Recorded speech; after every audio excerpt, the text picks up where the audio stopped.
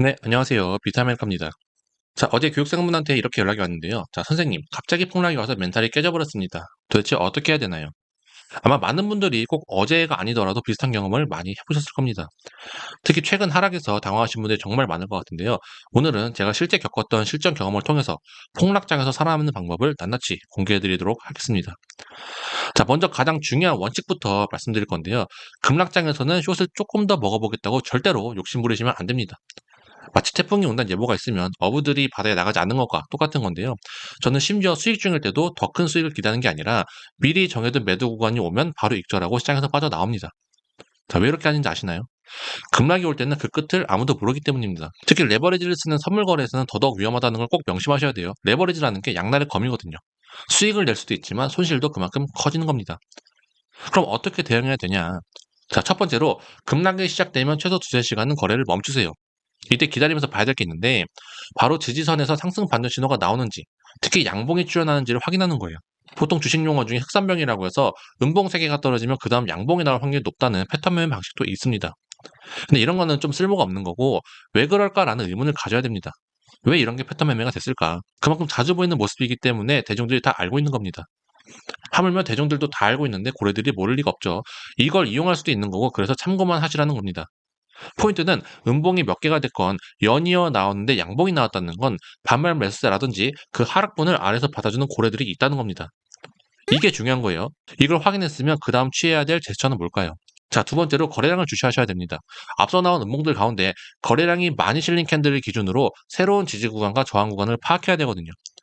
반등이 나온다면 가장 영향력 있는 캔들은 가장 최근에 거래량 실린 음봉이 됩니다. 이렇게 잡아놓은 지지 저항에 대해서 만약 돌파가 나온다면 돌파의 신뢰도는 매수세의 강도로 판단하시면 되고요. 즉 돌파 캔들에도 거래량이 실리는지를 봐야 된다는 말입니다. 만약 이때 거래량은 실리지 않았는데 저항도 맞지 않는다. 그때는 그 지지 구간을 비교적 오랜 시간 지켜주는지를 봐야 됩니다. 이건 제 매매 영상으로 설명드릴게요. 자, 보시면 하락에서 거래량 실린 음봉을 기준으로 봤을 때 이 초록 라인이 저항선이 됩니다. 그럼 여기서 돌파 한번 해줬죠. 거래량이 나온 것처럼 보이지만 돌파 거래량도 아닐 뿐더러 하락의 세기와 비교했을 때 크게 임팩트 있는 건 아니라고 생각했어요. 그래서 저도 바로 진입하지 않고, 자, 두 번째 방법이죠.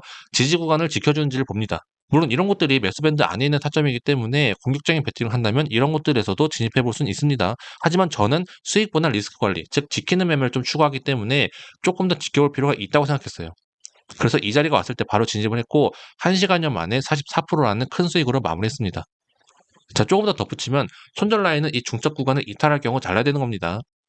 자, 영상으로 보시니까 조금 더 이해가 잘 되시죠? 자, 그럼 세 번째로 급락 시 주의해야 될 점은 절대 조급해하지 마세요. 꼭 반등 첫 진입이 아니어도 됩니다. 이런 자리는 생각보다 많이 나오거든요. 그리고 페이크 돌파일 때도 있고 생각보다 힘이 약해서 목표가 도달 전에 빠질 수도 있습니다. 생각보다 롱, 즉 가격 상승을 시키기 위해서는 시장에 자금이 들어와야 되는 거기 때문에 그렇게 쉽게 롱이 나오지도 않습니다. 중요한 건 이런 상황들을 머릿속에 데이터로 쌓아두자는 거예요. 마지막으로 제가 정말 강조하고 싶은 게 있는데 차트 분석의 핵심은 얼마나 많이 이런 데이터를 쌓고 실전 경험을 해봤느냐입니다. 이게 바로 프로와 아마추어의 차이를 만드는 거죠. 쉽게 말해서 차트 분석은 운전이랑 똑같습니다. 처음에는 거울 보는 것부터 해서 뭐 차폭이며 차간거리 유지, 신호등, 보행자 이 모든 걸 의식해야 되지만 경험이 쌓이면 자연스럽게 몸에 배거든요. 어느새 한 손으로 운전하고 있는 나 자신을 발견한 경험들이 있을 겁니다. 자, 여러분들 이제 아시겠죠? 폭락장이 와도 당황하지 마시고 제가 알려드린 대로만 하시면 됩니다. 먼저 매매를 멈추고 하락의 끝이 어디인지 체크한다. 그리고 거래량 실린 캔들을 기준으로 지지 저항 구간을 찾는다. 마지막으로 조급해하지 않고 그 지지 저항을 돌파하는 곳을 찾는다. 자, 오늘 영상도 여러분들 수익에 도움되셨길 바라고요. 다음 영상에서는 더 자세한 실전 사례를 가지고 찾아뵙도록 하겠습니다. 자, 구독과 좋아요 잊지 마시고 궁금하신 점 있으시면 댓글로 달아주세요. 네, 오늘 영상은 여기까지입니다. 감사합니다.